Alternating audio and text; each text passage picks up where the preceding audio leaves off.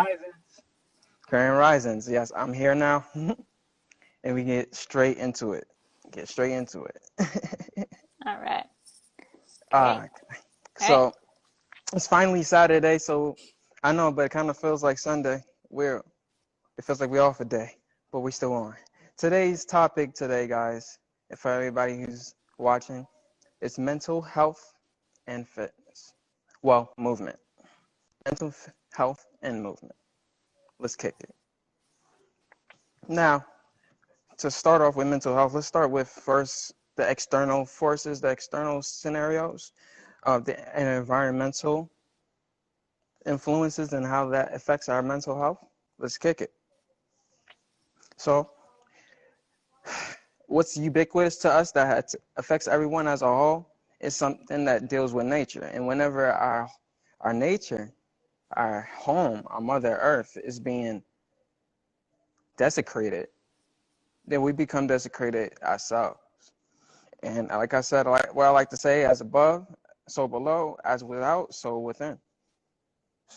Whenever we have climate issues, because we're just being detached to this home that we live in, we're causing a lot of actual consequential things that's going to affect us negatively, such as, for example, when we are polluting the environment, of course, we're going to destroy the environment. And the environment allows us to thrive. It allows us to grow. It allows us to sustain ourselves here. If you attack the ozone layer, the sun is going to beam at you at a higher rate, causing sun cancer. That's one. When you pollute the earth, when you pollute the water, you polluting everything that's in the water.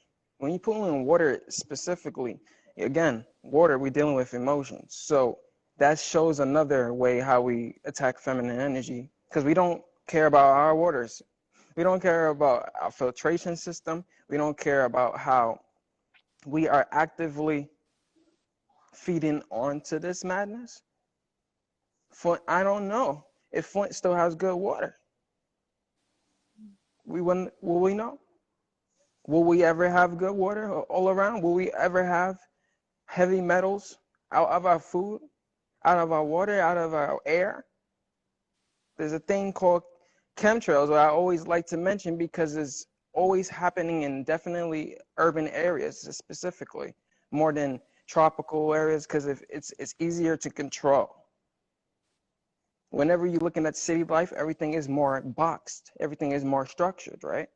So we're dealing with breaking down structures. And who is breaking down structures? Humans. Us humans. You know how negatively, how negative heavy metals impact our bodies? It retards our brains. Once we inhale it, it gets in our bloodstreams. It attacks our nervous system, which is basically, without that, we're not living. So that's something we also have to keep in mind. Why do we have chemtrails in the air? How do we identify what is a chemtrail? It's that long, wide cloud in the air that looks man-made. We understand how clouds look like. They look like cotton balls in the air. Sometimes they have designs, but they're never the same. They always look different. Sometimes you can even see faces in them. But chemtrails just look like thick-ass airplane exhaust. And it's purposeful. I mean, they do it intentionally. If you ever do research on chemtrails, you understand that some people and people in the military are exposing this, putting this in the limelight, really whistleblowing this. Because what is the whole purpose of chemtrails? It's a form of control because, again, certain metals conduct electricity. And when that happens, you're able to use that as a receiver to transmit frequency. Because we understand we live in a world full of frequency. We got 5G. We're scared of 5G, radiation and whatnot. We scared of our phones and all the the energy that radiation that it emits. But what is it all for? It's all as a form of control of the mentality. When we're dealing with politicals, when we're dealing with the politics, how nerve-wracking can that be? Today, I mean, this year is election year, so people are really focused on, okay, who's going to be the person that's going to run the part. So is this the right decision? Is she the right person to be? And that's nerve-wracking because we always had that choice to pick presidents, and we seen that we're going down in a decline as a nation. Why?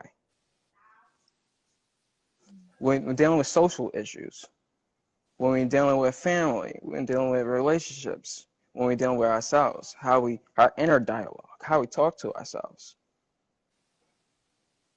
That affects the mentality, of course. If one is unable to understand themselves, they're not going to understand someone else in the conversation either. But the person that doesn't understand themselves and is having these conversations with a person that may know themselves, they may emit stress onto the person that knows themselves. And that's another way to get more stress in your life, being around stressful people. Family, I understand that that's something that we always have to have in our life. We always got to make sure that our family is straight, but sometimes our family negatively impacts us as well.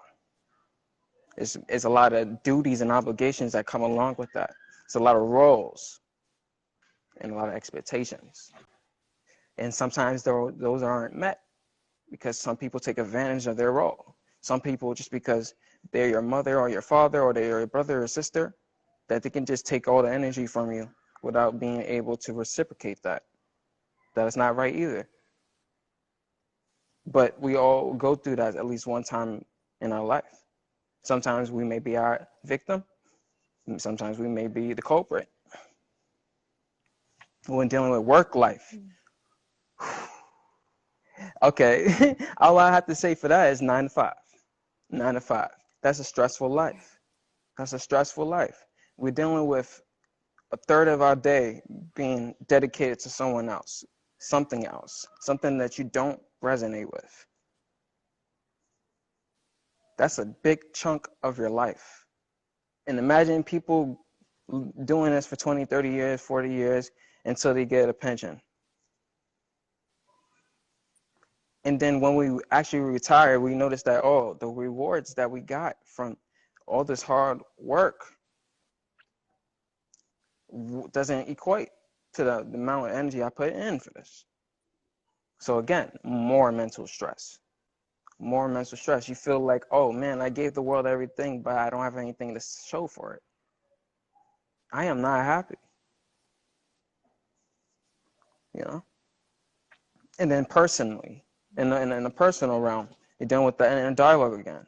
With everything from the external influence is gonna always influence how your inner dialogue is gonna be too. So boom, you think something happened that was negative in the world, and you thought it was your fault. So what are you gonna do? You may talk down on yourself. Why though?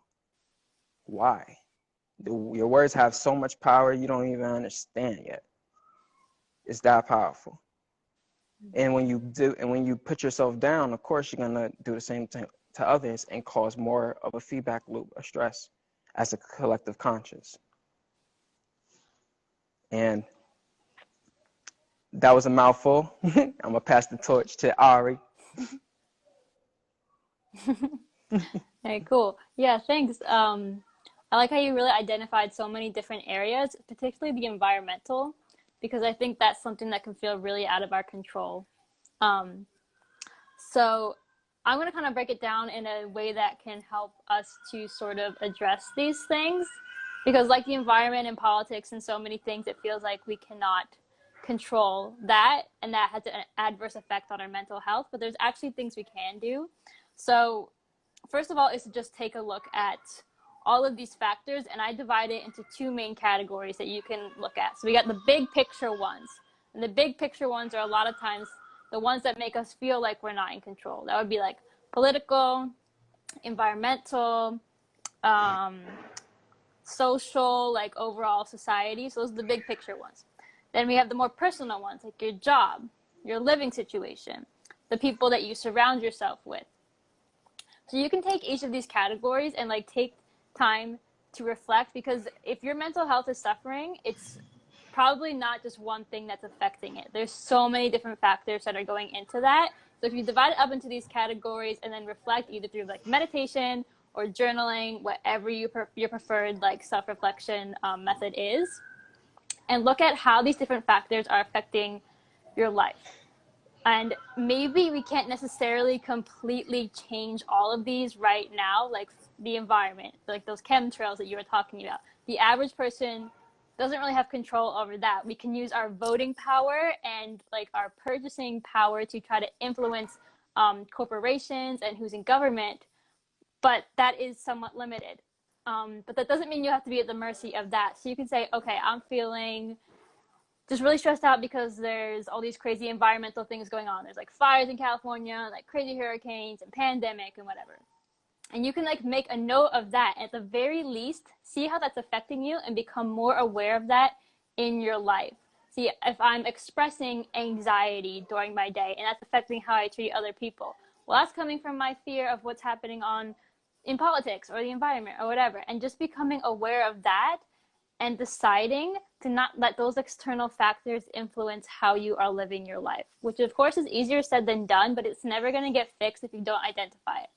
So I love how Armando kind of like put it all out there, and it seems like there's a lot of stuff going on, and yes, it is tough. That's why some of us have mental health issues, and it's like completely normal because we're dealing with so much in our lives.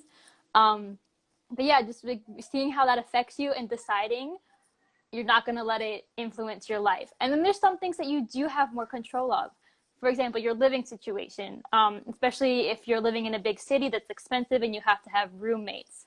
That can cause a lot of mental health issues, a lot of tension with roommates sometimes. But that's something you can take more control of, whether it's having like an open dialogue with the people you're living with, or really aspiring to move to a place where you can have more space, whatever it is, or even your job. If you feel like you're stuck in like whatever job that you have, we really have more control over it than we think we do if we just determine that we're not going to let our external environment affect how we feel on the inside.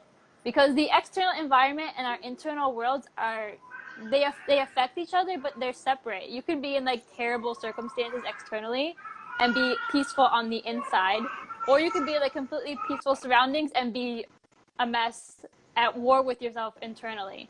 So it really comes from deciding and building that awareness. So identifying those two main categories, the big factors and then the more personal ones, and really taking time to see how they affect you in your personal life, and then going from there.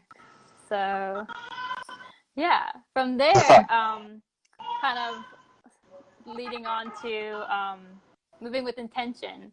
Yes. So you can get us started with that. Moving with intention, moving with a purpose, knowing your why, because otherwise then you don't have the actual resource that energy, that potential to drive you when you're down. Because at the end of the day, the things that we love to do, we don't have to be in a good mood to do it. We just like to do it, whatever that entails for the person that's in the audience. Like, we may love to color, we may love to just be outside and alone in the nature, or we just like to play video games, or we like to understand psychology or something. Whatever your love, your passion is, you already have that why. So whenever outside situations change for the better or the worse, you're still grounded in that thing that you love to do. Whereas when you're not having a why and you're doing something, it's going to be times where anything and everything will be breaking you, will give you a reason to quit, will give you a reason to get out of that situation, because it doesn't serve you. So this is why the mentality is so important, because we got to understand that our mentality is our basic, like, building blocks to our reality. So it's what we think. Thoughts create reality. I always love saying that as well. Thoughts create reality.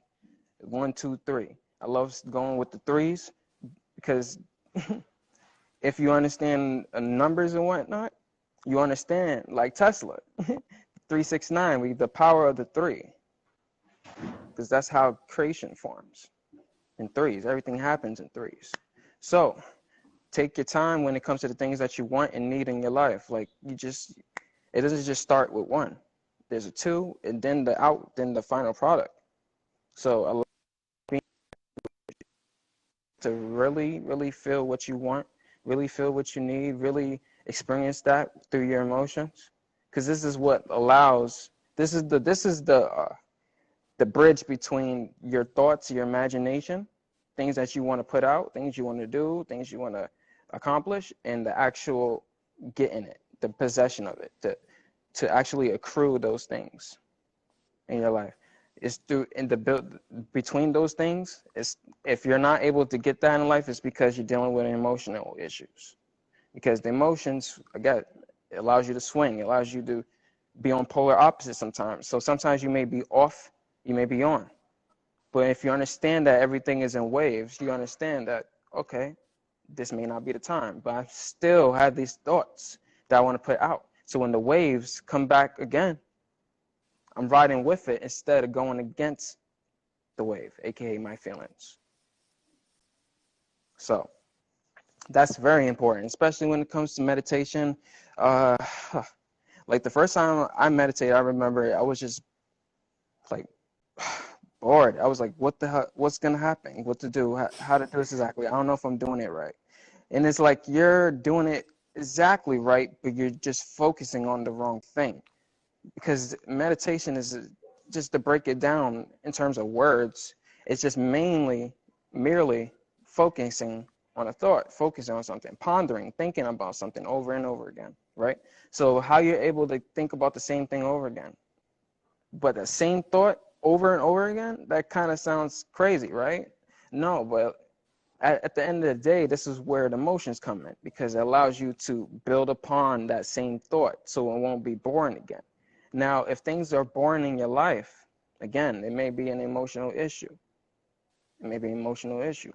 You may have problems taking the time to experience things. You just want quick results. And that's too much fire. That's too much fire. The one got to deal with the fire. The fire, the ignition, the light. Then, you know, when we watch TV shows and cartoons and a person or a character has an idea, ooh, light bulb, right? That's the light. That's the idea. That's the fire. But when we get to the water, it seems like we don't want to get wet. we don't want to swim. Got to learn how to swim. This whole world is a wave. We're living in water right now, so you got to learn how to swim. So this is important. This is the important part about intent, because if you're not doing anything with intent, again, it's not serving you. You're not doing the things needed to enable to fulfill yourself either. That's my little take on that. How you feel about moving with intent? Yeah. Cool. I like how you mentioned a lot of people have the desire to kind of get like instant results instead of having the patience. Because when you just want instant results, you don't really have a deep intention. You just have a desire. So I think that kind of ties into, I'm going to apply moving with intention to like fitness specifically, like approaching a workout. Because that's also a case where if you want instant results, honestly, it's not going to happen. If you want something that's actually going to be sustainable, it does take commitment. So approaching your workout with a certain intention before, during, and after will help you get the most out of it. So first of all, like before you start a workout, or like really anything, before you get started, whatever it is, check in with your mindset. Like, what are you bringing onto the mat, or what are you bringing into the gym? Are you feeling like a lot of emotional, like mental baggage from whatever's going on in your life? And like that's okay. That's totally normal. But just notice that, because you're going to bring that into your workout and you're not really going to be focusing on what you're doing. So just check in with where you are before you start, and just like take a little time, maybe do some deep breathing, do a little meditation before you get started with your movement, to just kind of focus in on what you're doing. Just being very present in whatever you're doing in life, especially if it's something where you're trying to get something out of it and achieve like a result or a goal. So that's beforehand. Check in with your mindset. Try to come with as clean of a slate as you can. And then during the exercise, they try to be mindful of how you're moving, because if you so like exercise and movement naturally like releases endorphins, which is great for your mood, but at the same time you're really not going to get a mental boost from it if you're moving like on autopilot or very mindlessly. Like I mean, every kind of fitness method has its place, but things like just like getting on the treadmill and like watching a TV show, like if you just want to get like burn some calories, like okay, yeah, that's fine. But you could get so much more out of what you're doing if you're really listening to your body through a movement system like Pilates, or even just like working out at the gym, but really being mindful of your form and your breath. So you're really focusing on making those like new neurological connections in your brain as you move, and being aware of how you're moving. So that will really help boost your mental health by just really like noticing how your body feels as you're moving, and moving with intention that I'm not just trying to like lose weight or get fit, which is a very broad term or whatever. Like I'm actually focusing on learning how to do this exercise properly, learning how to really use my muscles to the best of their ability. And that really differs from like really exercise to exercise, and like fitness method to fitness method. It really differs, but some like basic things you can do to be more mindful during your workout, so you're not just getting stronger and healthier, you're also really improving your mental health and your mindfulness, so like really like knocking it all out at once.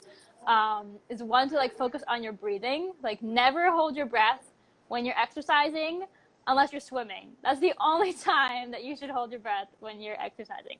Otherwise, like nice deep inhales through the nose and exhales through the mouth to help you engage your core and just work out better. So that, Wait, and just being mindful wait, of how your body feels, because sorry. yeah. What was the type of breathing during workout? What was the name of it? It was isochron. You got the name at one Oh, point. oh yeah. Intercostal during Pilates. Intercom. There you go. Yes, yes, yes. Yeah. Yeah, yeah, I just wanted to make sure you mentioned that, because you said yep. that allowed the sympathetic nervous system to become more active, to Mhm, allow mhm, mhm. more male energy to come form. But continue. Sorry, just add it in.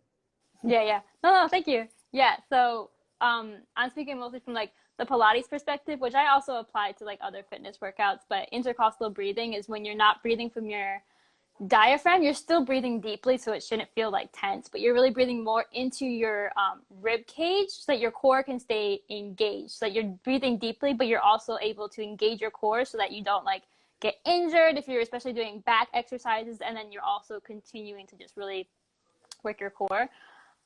So you guys, I won't really go into that right now, but you guys can like look into that or like ask me questions. But yeah, so breathing like really helps you activate your sympathetic nervous system, which is when your body like restores and really like thrives, instead of just the sympathetic, which is when you're just like surviving. So yeah, so really being mindful of your breathing, mindful of how your body feels, because it's easy to get injured if you're not paying attention to what you're doing. So noticing how your body feels, the proper form, and a lot of these things, if you're not in the fitness world, you will need to get a guide, a teacher. I highly recommend you do not just watch like Instagram videos, because a ton of fitness instructors, myself included, post exercises on our accounts, and those are not meant to be the complete instruction of what you should do. Unless you are a movement or fitness professional, it's hard to just look at someone moving and understand how you should do that on your body. So really seek guidance from an instructor that you trust to help guide you through that. So that's during your workout. And then afterwards, check in again with your mindset, because after your workout, it really like, it doesn't just stop. it continues. Whatever you did during the workout is going to continue manifesting. So if you are putting a lot of like pressure on yourself, like, oh, I didn't reach my goal, I didn't do like 100 push-ups, I didn't, like, you know, whatever it is, that is whatever you did during your workout, you're just crushing it down now. Like, it's like it barely even happened, because your mindset is just like, you're not going to manifest whatever you worked on. But instead, if you're like, okay, I did my best and I want to do better and I'm going to try to do better, but what I did was really my best for today, then you're going to be able to continue manifesting that instead of pushing whatever you did down. So yeah, just being mindful of those 3 points. And so then we can talk into the benefits from mental health, and you can get us started. Yes, but this will be answering that, as well as tying in and adding more points to the sympathetic and parasympathetic. So that would be my segue. So for first of all, I just want to acknowledge, thanks Leonard, thanks Leo being in the building, thanks SA, you really here today. I appreciate you. I just want to let you know that I'm looking at the comment section as well. So if anybody has questions, throw it out whenever you need, whenever you first think of it. We're going to be able to answer that. But when you're talking about moving with intention in terms of fitness, movement, anything, let's start with weight training, because I guess the majority of people here right now are male. So, but it applies to male and female. Let's think about it for a minute. We're talking about bodybuilding or weight training. We're trying to get some muscle. We're trying to look good. We're trying to get our physique on point. Trying to make sure we feel good. Trying to make sure our vitality is on high. Okay, let's do that. How we do that? So you got to have the thought before you even get into the movement. Literally, that's the order of life. So if you're going into movement without that thought, literally, you're just moving. You're just tiring yourself out. And that's how we all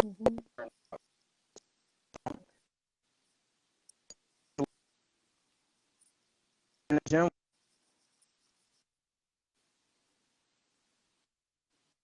Essentially, it's the lower half of our body. Why are we doing this? Why does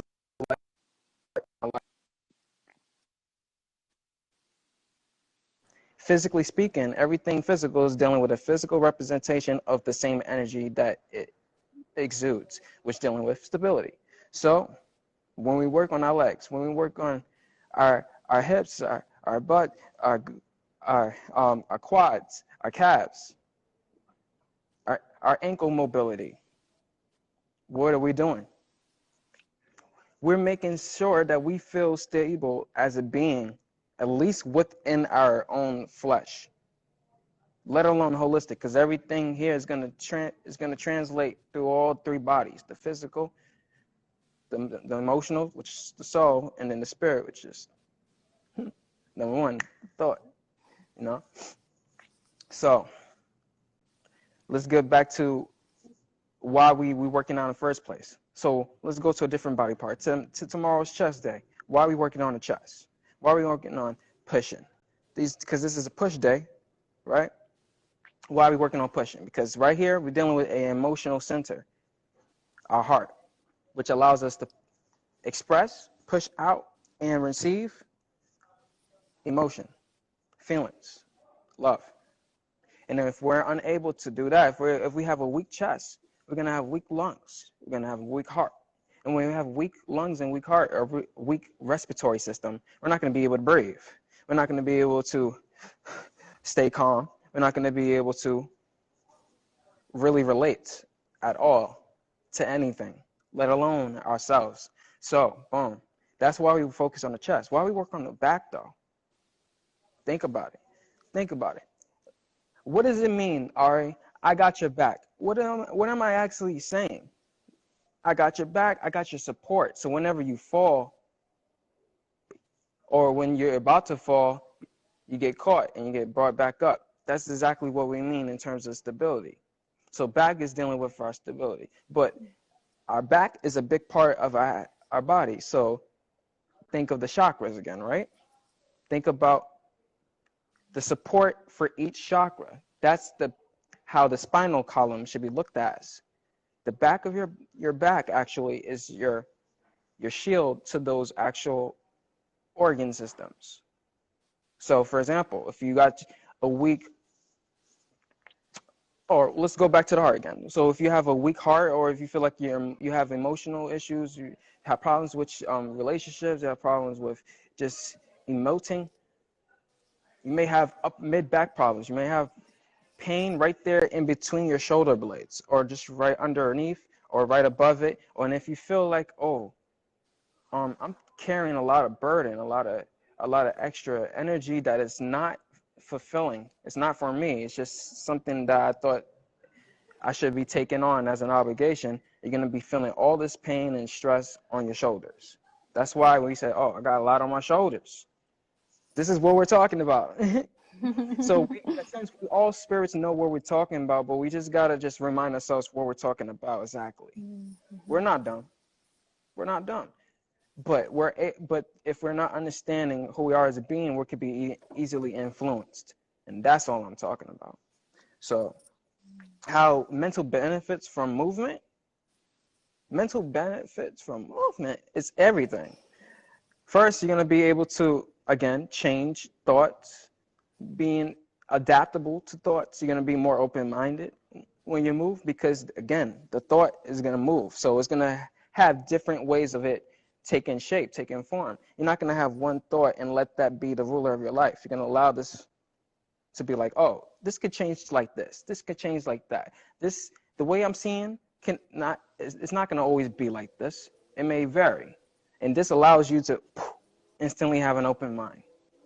That's how powerful the emotions are. That's how powerful our feeling, our nervous system is, because the nervous system is our receiver of like feelings. So without nerves, we're not going to even be able to feel anything. We're going to be numb. So imagine how if you have a blocked heart, you're going to be energetically numb. So we got some kombucha. Nice. For the one. So we're dealing with more of a mental clarity, right? When we at the post workout, we got blood rushing to our brain, more blood flow, more clarity, right? That's a no-brainer. No pun intended. We got self-confidence. Why? Because we're shaping the bodies to the way we want to. It's not even exactly the standards or the aesthetic features that society wants us to look like. It's not even just that. It's the fact that you were able to construct the life the way you desired. And the fact that what you desire is sometimes can be just society standards, that's irrelevant. It's not what I'm talking about. The part of the matter which makes it so powerful is the fact that you were able to change it. You were able to manifest what you want, even if it's through the body first, because our vessel is just as important, right?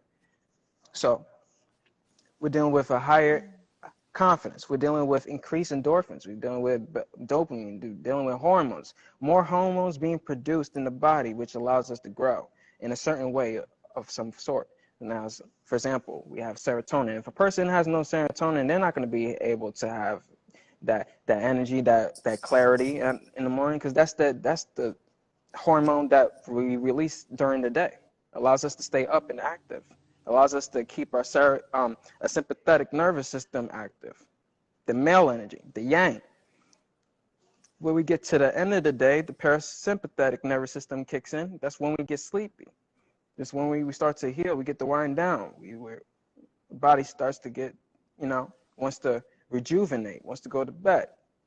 It's tied to the circadian rhythm. This is circadian rhythm right here, So, boom. We got the male and female energy. We keeping that in mind in terms of our mentality. Let's keep it going. We dealing with also, I guess, when you have better blood flow, a lot of other things come into play. Mm-hmm. Better circulation, better heart rate. You're able to not be lethargic throughout the day. Better blood flow, better stamina. It's better for you can last longer, and you can take that any way you want. And last but not least, you're able to see things with a bigger magnifying glass within. So it allows you to get that introspection going. So you can focus on only the things that you need to fix on, and not things that, oh, well, if I do this, maybe this will, better my life. No.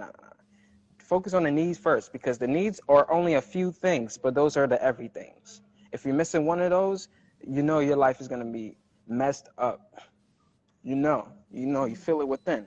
But if you're not having that gut feeling, remember, feelings, then you're going to be out of the loop. And yeah, I think I said everything I needed to say. What's your take? So I love how you definitely touched on mind-body connection kind of the whole time, but especially in the beginning of that part where you just talked, how the different body parts correspond to different like emotions and feelings that manifest in our lives. And guys, like if you really want to work on your mind-body connection, like talk to Armando, because he knows literally all about that. So, and it's so important because society really like classifies like our physical health and then your mental health, but they are literally like connected because we have one body and like everything goes on in here. So really like addressing both of those things together is so important, which is why we're talking about mental health and movement in the first place today. So I appreciate you for touching on all those different details there. No So problem. I'll focus in I'll focus in a little bit on how movement can build self-confidence and just like how you can like apply that to your life. So first of all, when you're like working out, for example, I find it really helpful to set goals or like at least track your progress instead of just, I mean, there are times when it's good to just move for like movement's sake, especially like if you're feeling kind of low energy and tired. Actually doing some like moderate intensity movement can boost your energy. You're getting the blood flowing and everything, like how Armando said. So that can actually be like moving just for movement's sake to get your energy level up is great. But I think it's also really important to have goals and track your progress over time so that you are working towards something and you can see how far you've come. So you can build confidence by accomplishing things. So if I make a goal that by the end of this month, I want to be able to run like 5 blocks without completely getting winded when I can only run 1 block now, for example, that's a goal. And tracking your progress too, like today I did this, and this is how I felt, or this is how long I ran, whatever it is. I'm just using running as an example. It can be anything. This is important because we live in a society that in the West here that is really forward thinking. It's always like, what can I do next? How can I do this better? What can I make bigger? Like it's always like more all the time, which is good in some ways, but it can be really like just dragging you down because you're forgetting about everything that you accomplished and everything that you've already done and acknowledging that and like being proud of yourself for that.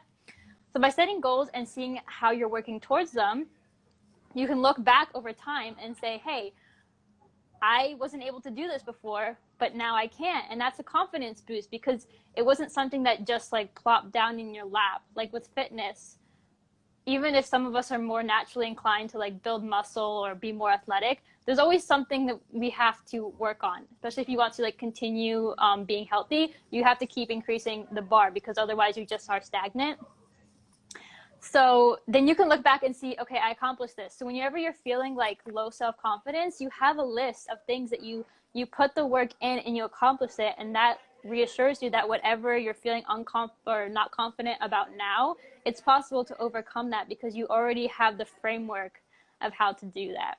So, I always gotta like lay the boundaries. Don't get like obsessive about setting goals either at the same time, but just like track your progress. You can like take photos just for yourself of like how your body's progressing, if that's helpful. And then like a year, you can look back at it and just see where you are honestly. And of course, we're not always going to reach our goals, but the fact that we are aspiring towards them, we're going to make some kind of progress.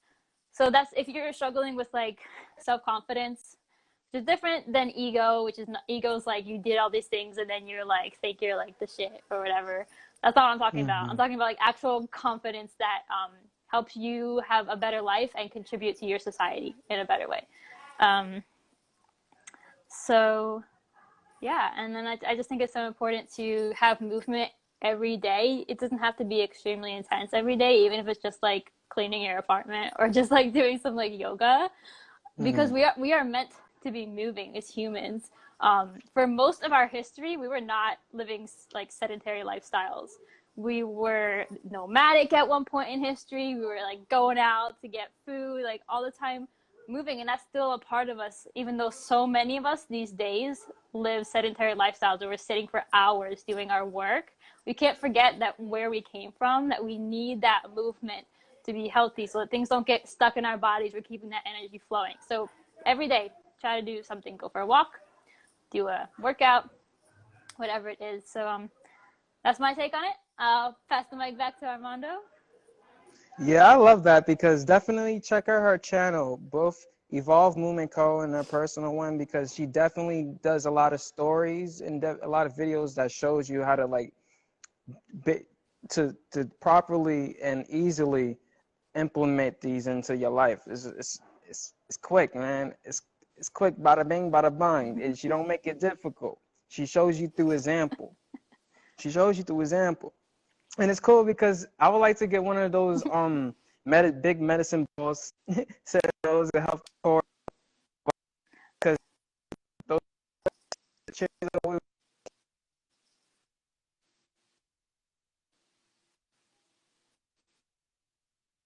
I love those.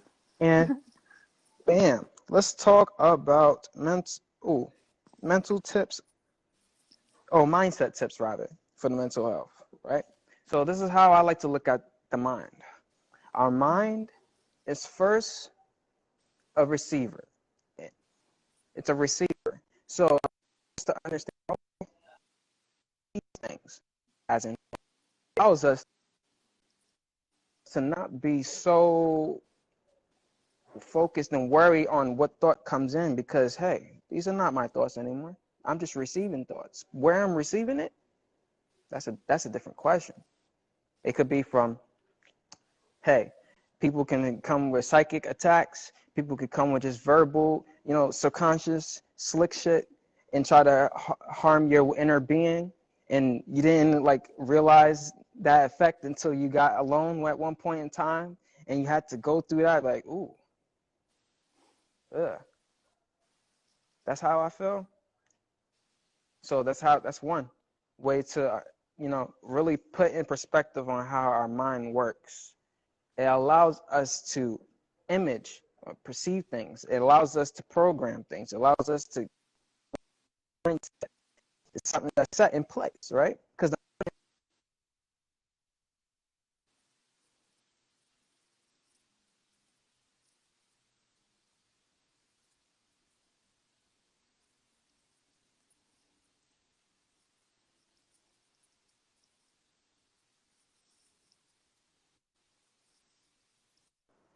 again, this is something you learn. Everything is what you learn, right? So again, this isn't dealing with your mind being a receiver. How you just think about it. This is how we learn. Learning is by receiving. Receiving. So again, our mind is a receiver. Do not take all these thoughts that in your head to heart because hey, not all of these you gotta keep on holding on to. Some of them you just gotta throw it out. Sometimes you just gotta receive it, understand it, and throw it back out. You know, just like it is. Throw it back into the ocean. Because at the end of the day, when you keep on to thoughts that are not yours, you're going to turn into a person. You're going to start to feel less like you because you're believing in thoughts that are not resonating. Trust me, that happens a lot. And it's kind of hard to define and to point out because this is dealing with like, it's really intimate. Like you kind of have to do it for yourself. So again, your thoughts create your reality, right? So if that's all depends on the quality of the thought. So what thoughts, how do you have quality? Make sure you get it.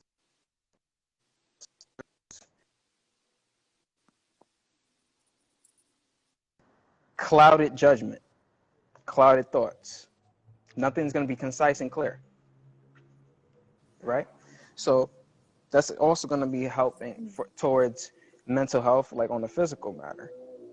But then what about just in terms of holistic? If you have your mentality on point, your mental, your yang is telling something. It's telling a story, you know?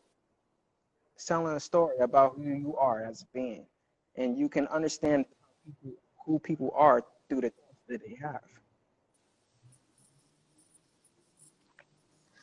So keep that in mind as well. Also, mind your inner dialogue, because at the end of the day, this is what I all was saying to segue to inner dialogue. Inner dialogue is one and only probably the most important thing,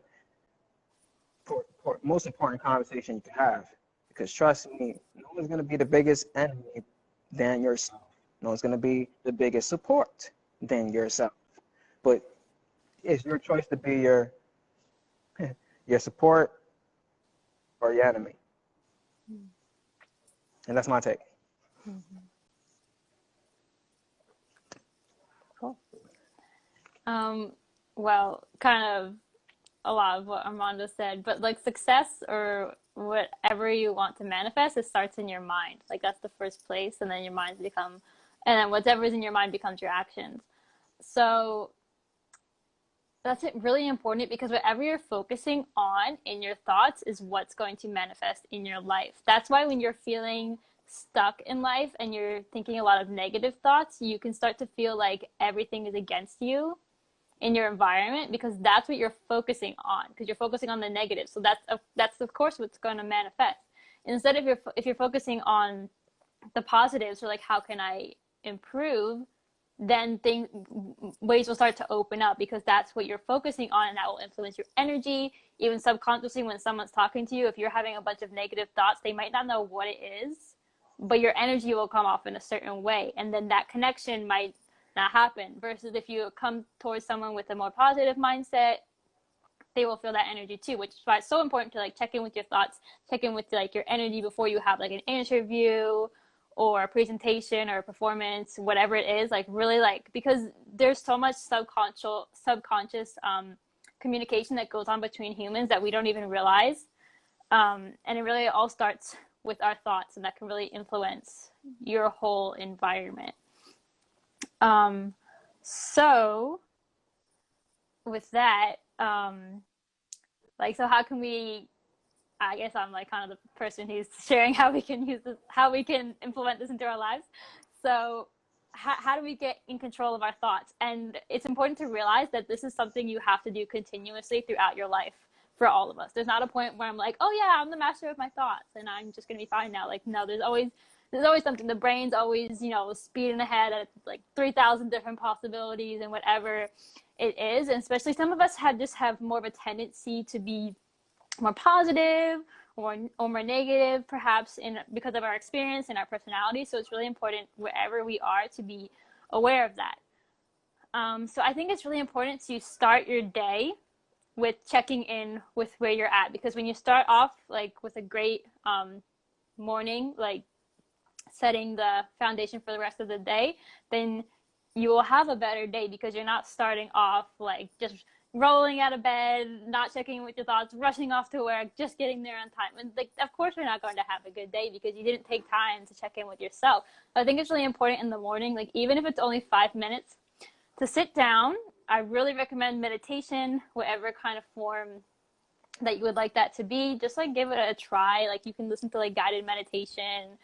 There's so many apps, or like just talk to someone who meditates. And experience that, like really tuning into your breath, and then really take time to like reflect on like what's going on your mind. Like just let the thoughts like pass by and like observe them. That's one thing you can do in the beginning. You just like observe what's going on.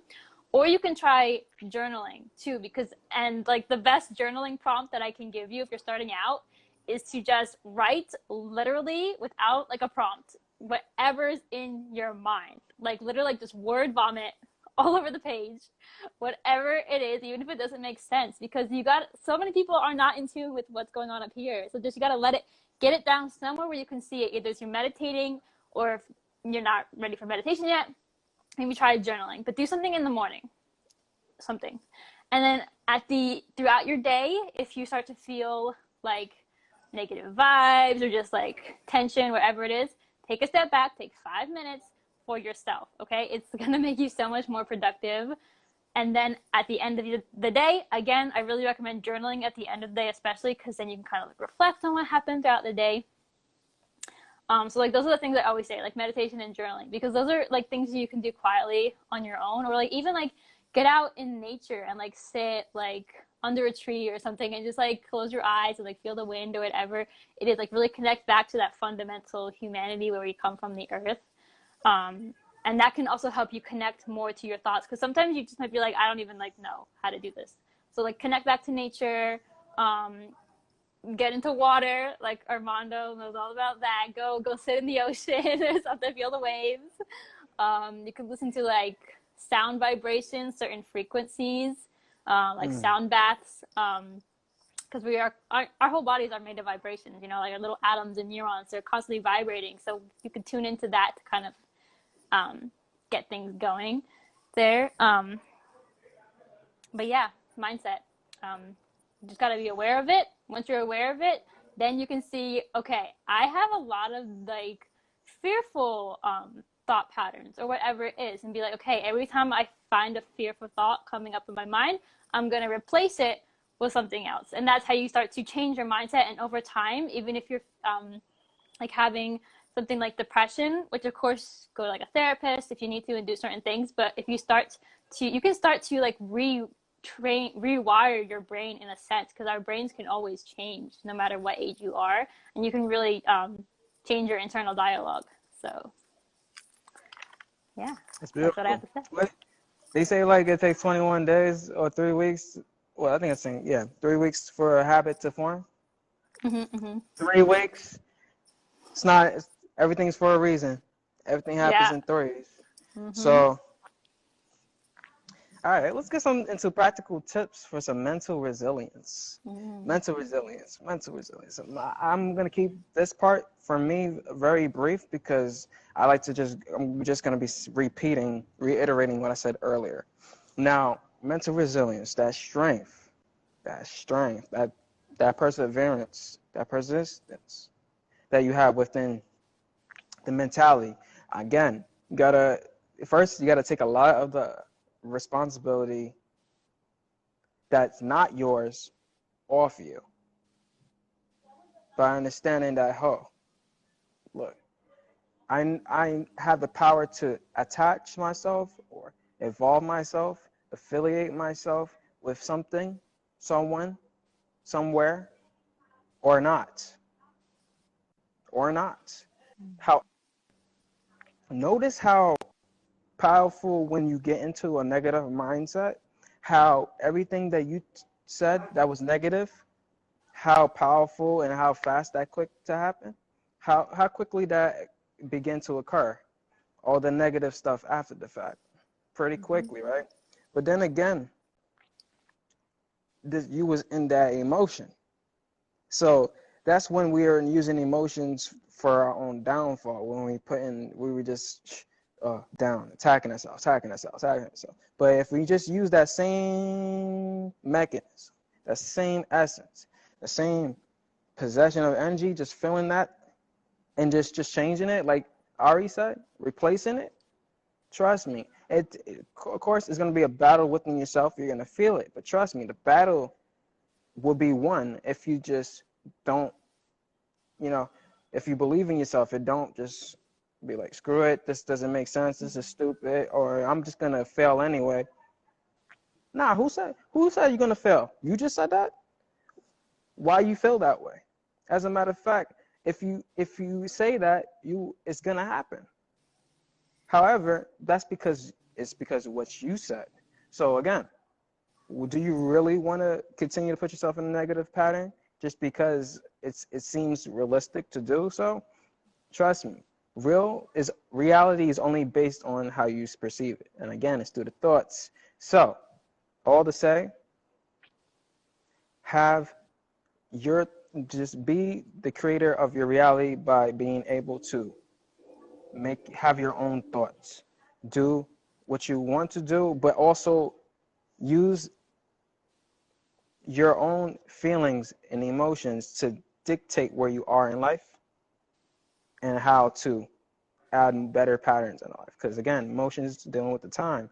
So when you're dealing with a negative thought, you're dealing with time of negativity. So why are we doing that to ourselves? Let's just flip the game around.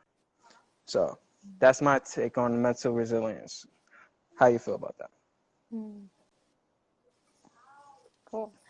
So yeah, mental resilience is just like I'd like define it as something that like keeps you going when the rest of you wants to stop. So, and mental resilience is really like a muscle, like anything else in your body. It's something that you have to develop and grow over time through challenging things. And like I talked about with the self-confidence, like setting those goals. And that's also how you're going to build mental resilience. And this is so important in many aspects of our lives. One is when you're working out, when you're doing an exercise and you're starting to get tired, but you know you got to push a little further just to like hit that threshold so you can like really increase your strength. That mental resilience will keep you going to finish the set or whatever it is. And then in our lives also, so we've been talking about how your thoughts can influence your environment, basically. Like whatever, if you're thinking positive thoughts, then more positive things will manifest. But there are some things in life you may be like, okay, I've been like really changing my mindset to be more positive about whatever, like this specific thing, and it's just not manifesting. Like there's certain things in my life that have improved a lot over the past like 4 years when I've been really into mindfulness, but there's certain things that I'm still challenging like every single day, and sometimes it can feel like, well, why am I not there yet? Like I'm doing everything right. And that's when the mental resilience has to come in, because if you back down, then you're not going to get there. And some things just really just take more time, and maybe it's not the time or the place for that yet. I really believe like everything has a point and a purpose. So like changing your thoughts doesn't mean like your life's going to be amazing and perfect and you'll get everything you want. It just means that whatever you're going through, you will be able to be happy and continue growing and achieving your goals along the way, no matter what life is throwing at you. So that mental resilience is so important to keep determining to, just have more positive thought patterns, or more, like just, yeah, I guess that's the best word for it. More positive thought patterns that can really contribute to your life, instead of getting caught up when things don't work out the way we want to right away, because it's not going to be perfect. Even if you like take all of our holistic life tips and apply them, there's going to be something, because everyone has problems and struggles. That's just the point. So yeah, the mental resilience is so important that you really build that up through really challenging ourselves in every aspect of our lives. And the live is going to end in like a minute and a half, so we still have a few more things we can restart and finish it up. Yeah. Does that sound good, Armando? Yeah. I'm a bounce out so we can bounce back in. Cool. Yeah, we're back in it. All right. So Armando, you can talk about whatever you want to talk about, and then we'll move on to boundaries. Copy that. It's just one thing I wanted to say. I just wanted to let people know that I should have said it earlier, but we're still in the live. Hey, our gut, our gut health is very, very imperative to understand how it affects our emotions and how that translates to the relationship between our body and our brain. Also, our heart talks way more to the brain than the other way around. So it's showing how if it's more of an influencer to our thought patterns. This is why our emotions deal with our psychology, because it plays a huge part.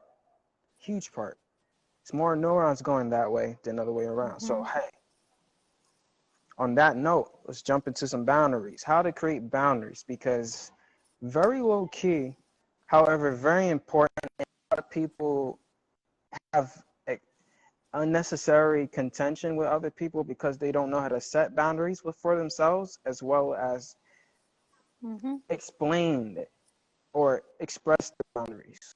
So, boom. Boundaries, I don't know what it is.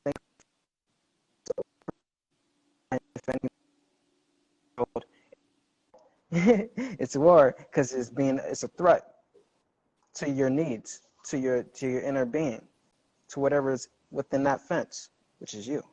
So it's good to understand the things that tick you off, the things that are non-negotiables, things that, hey, that you just very averse to. And then you got to understand what you, of course, you resonate with, things that you support. Have this list in your life. You can write it down. It's best to write it down. And then, or you can also do this in meditation and definitely hone in on to the things that you want to protect yourself from. And then understand this boundary. Say this. Communicate to yourself, why is this a need for you? And what will happen if this boundary is not being placed? That's one.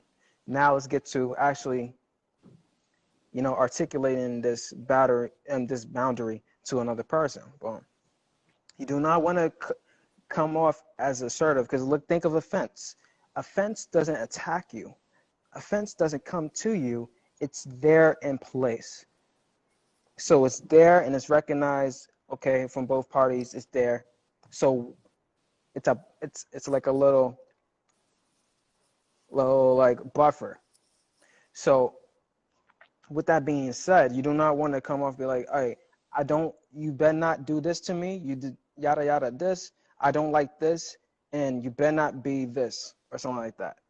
That's too abrasive, and for the most part, it seems like you attacked them first, so they might just say screw your boundaries and attack you back, just in terms of that reaction, because everything is a wave, and this is how emotional impulses work.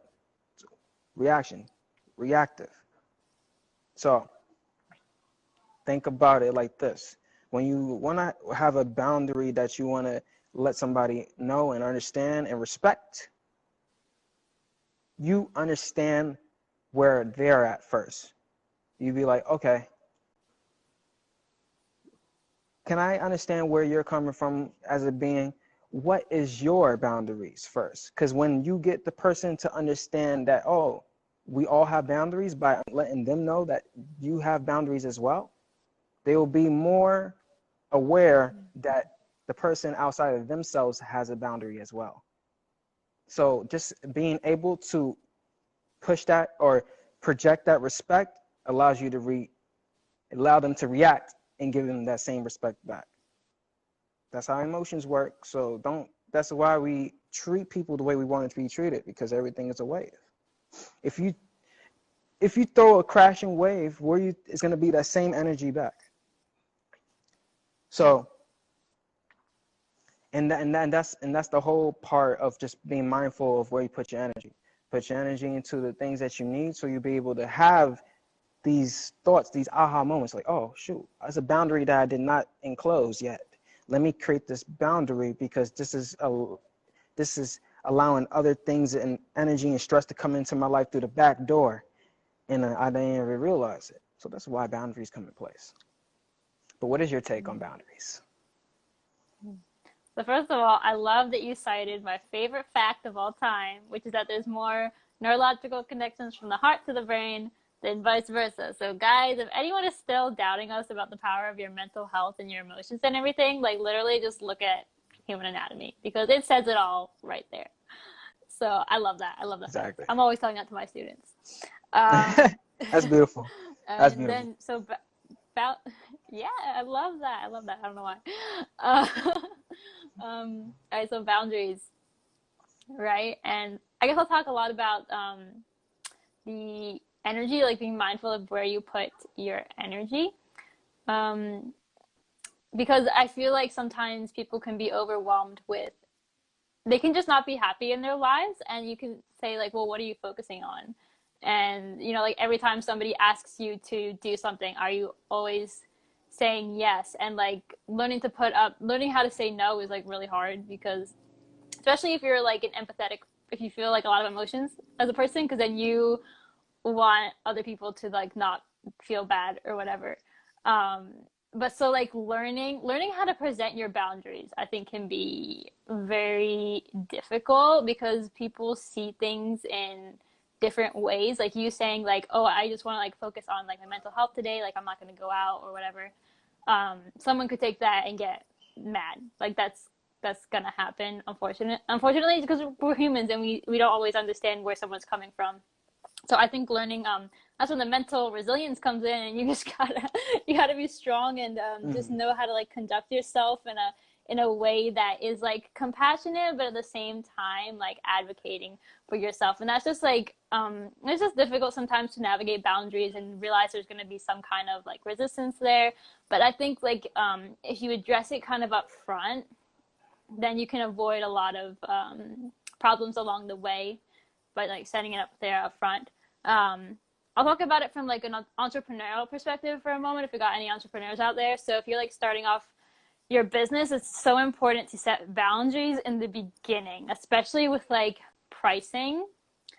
Like don't be afraid to charge, even if you're just starting out, because if you're providing a service and you're putting like your best effort into it and someone's getting something out of it, you should get something in return, whether it's monetary or whether you're doing like a collab, an exchange, whatever it is. Like really clearly define that in the beginning, because everyone has a different perspective of what value they think something has. And if you're providing the service, you get to set your own terms for that. So that's like an example. Like in business, it's especially if you're starting out on your own and you don't have much guidance, it's really easy for you to feel like taken advantage of or just emotionally, mentally drained, because you're constantly putting out but not giving more back. But if you just set those boundaries, even if maybe you don't get as many people being interested because now you do have those standards, what you do, the services you do provide will feel a lot better, because maybe you're doing less, but you're getting some value back from it too. And that like applies to like everything, like relationships is a big one, but that's more difficult too, because it's kind of like a give and take. So you got to listen to the other person at the same time. So yeah, I guess just be like aware that there's going to be like some bumps on the road when you're navigating boundaries, because everyone has different outlooks on life and like what they want. And just really be sure of what you want and know how to present it, or like work on presenting it in a way that is assertive, but is also like compassionate, because maybe someone they're not trying to take advantage of you sometimes they are, but sometimes they're not, and they don't realize that. So yeah, I think just like the only way you're going to learn that is by like diving in and just learning to set those boundaries and not always saying yes to everything and going along with everything, and just yeah, just seeing what provides value in your life and where you can provide value back. So like that's an external boundary. And then there's internal boundaries with yourself, which is difficult in a different way, because like no one sees the boundaries that you have except for yourself. So you got to hold yourself accountable. But those are important too, so that you are mindful of where you're putting your energy, like on your downtime. Like, are you scrolling through Instagram for like no reason, or you can be on Instagram and provide value. You can like comment on people's posts and like save their photos to like support them. They get like the algorithm, working in their favor if you like really like someone's work. You know what I mean? Like, or if you like just want to rest, like seriously, like just rest. And if you notice you start like doing something that's not restful during that time, like, okay, set that boundary. You need to take care of yourself.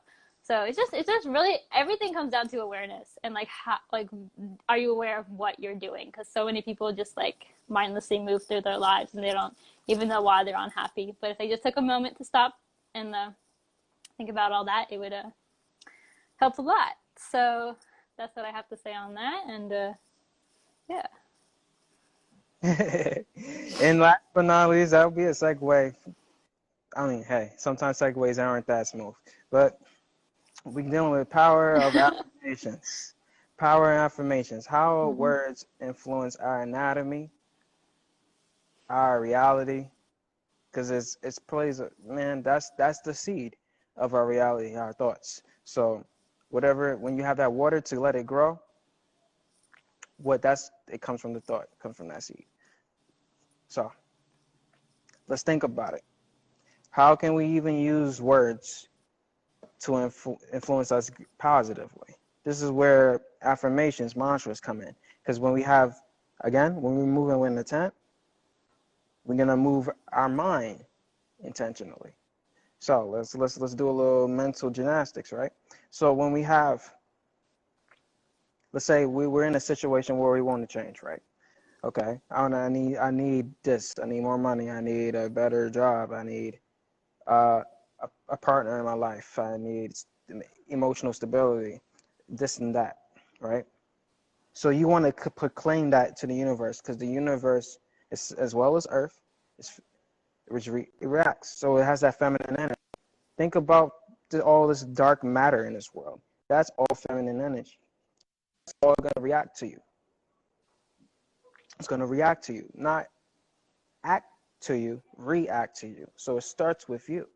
Again, energetically speaking, your thought, if especially when you have your body and your well-being on a higher vibration, your thoughts vibrate higher.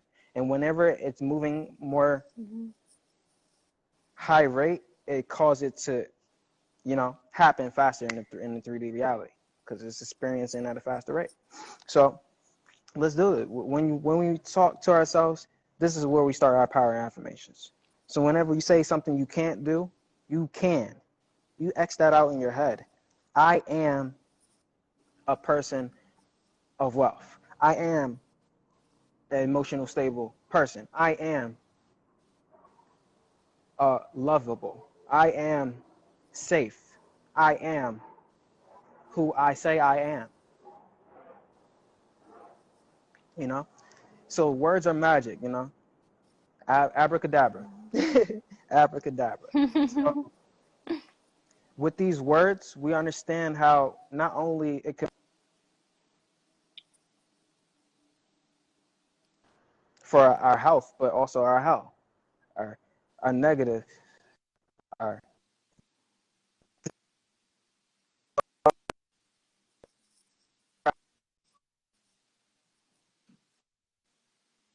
health, or saying things for our health.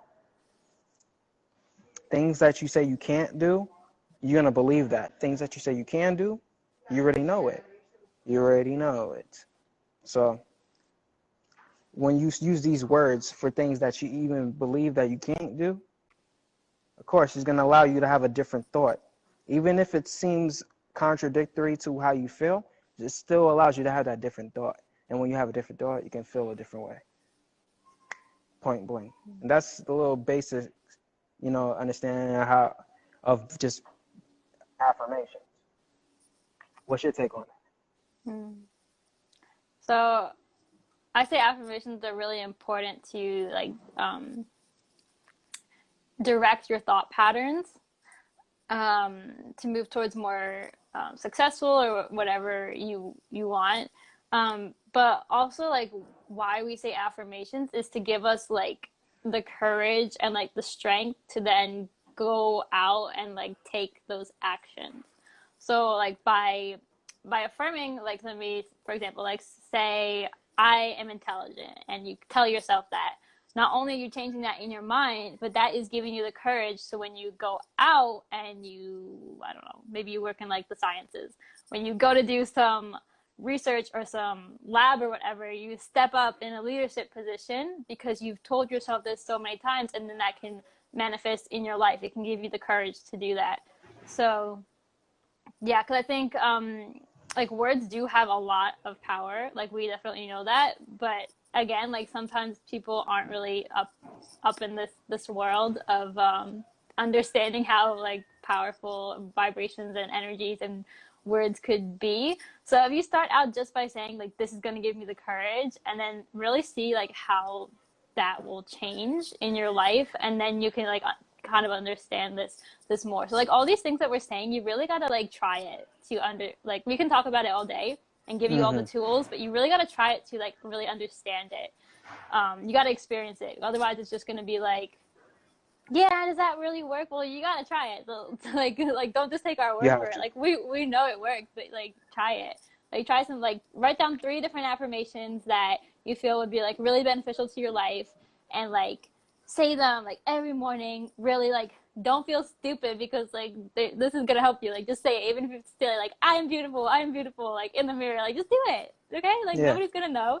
And then see how that and then when you're in a situation when you're feeling really insecure, remind yourself of that, and you'll really build up that like that muscle of strength and courage. So yeah, like that's what I have to say about that, and like really everything that we're saying, like just like try it, guys, like and see how it works in your life, because it's going to manifest slightly differently for everyone. So Yes. yeah. I'm a fan of the mirror magic. I'm a fan of, and I call it magic because it is magic. If you don't, if you understand how it plays a part in our life, then you know it does magical things. You talk to it. It's basically it's a way to talk to yourself by seeing yourself in a physical representation. Also, it's like a reflection. It's like another example of water. So it's kind of like talking to your emotions or seeing how your emotions reflect you. It's that deep. But that's just one aspect. Another aspect I want to say is, hold on, the power of just think about our minds, our thoughts allow us to attract certain things in our life, right? It allows us to think of who we are as a being, and that dictates how we dress ourselves. And just think about how powerful our clothing deals with our cognition. There's a term that is called enclothed cognition. I'll read it. It's a term coined by I think it's Haho, Adam, and Adam Galinsky in an experiment from 2012. It relates to the effect which clothing has upon a person's mental process and the way they think, feel, and function in areas like attention, confidence, or abstract thinking. Abstract thinking. So just what you wear can dictate your mentality. So who's to say that the words itself, that is the building blocks of mentality, language, is not doing that? So this is how you become a little spiritual G in this world. You know, you moving this matrix swiftly. It's by understanding that everything can affect me, but I can also affect anything. Play a role. For example, this is not a name brand shirt, but let's just think. Let's put a little horse on this. Just consider this polo for a second. Consider this polo. Okay, so when people see me rocking polo, a fresh new polo shirt, they're gonna think, okay, this guy he's confident in himself. He got something going for himself. He may be a little wealthy. He got a little money in his pocket. He dressed good. He must smell good. He must care about himself. This is thoughts that you can have about somebody just based on how they are representing themselves as. And this also is a reflection of how they represent themselves as. And this is an example of enclosed cognition. That powerful. So imagine when we go just directly into the brain, directly into the mind, and be like, oh, okay, I am my own creator of my own reality. I am who I say I am, not what other people tell me. That's so powerful.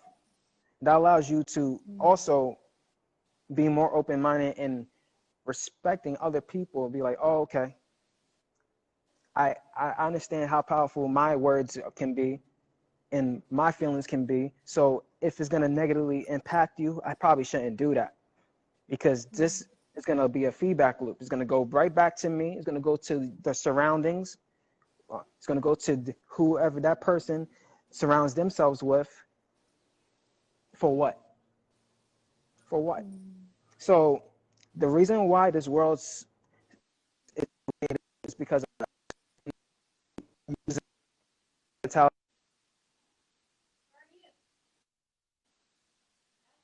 I peep you. Thanks for joining the live.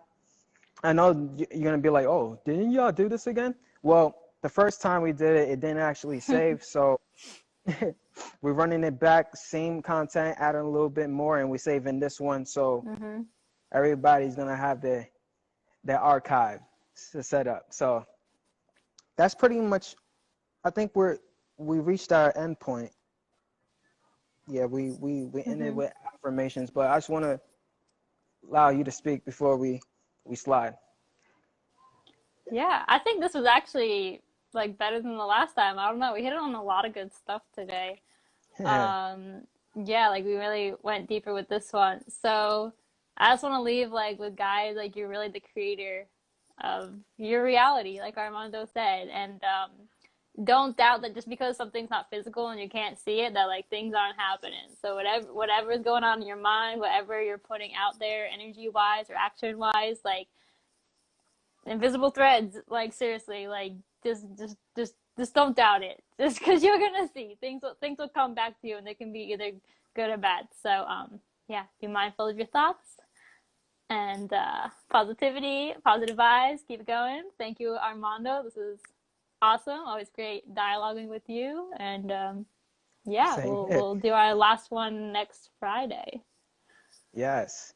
But stay tuned, because, you know, the more that we have these talks, the more we have more content. And if you have more questions, we're going to create content and we're going to answer that as well.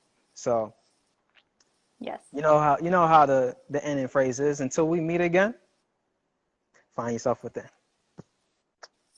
Just close your eyes and see. Just close your eyes.